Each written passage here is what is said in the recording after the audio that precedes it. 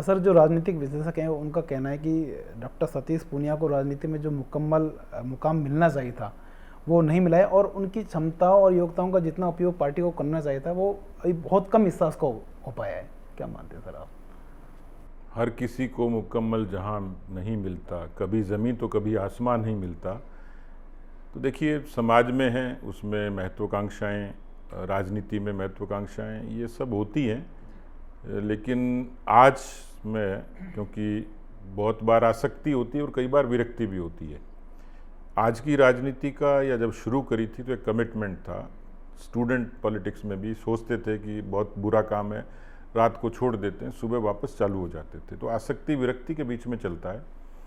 लेकिन कुल मिलाकर जब मैंने बहुत सारी चीज़ें देख ली, सत्ता की भी, संगठन की भी, समाज की भी, चुनाव की हार को बर्दाश्त किया, चुनाव की जीत का भी आनंद लिया। और इसलिए मुझे लगता है कि मेरे लिए कोई भूमिका मुझे तय नहीं करनी। अब मेरी कोई महत्वाकांक्षा नहीं है, न मुझे किसी चीज़ में कोई बहुत विशेष रुचि है।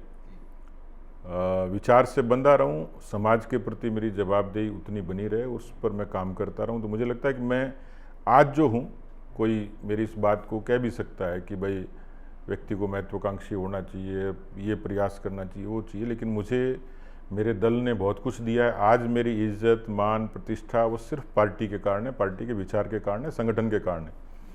इसलिए अब कोई एस्पायरेशन नहीं है कि मैं ये बन जाऊं और वो बन जाऊं। अब तो ये विरक्ति नहीं है, लेकिन ये संतुष्टि है। एक, जैसे अंग्रेजी में कहते हैं ना, जॉब सेटिस्फेक्शन।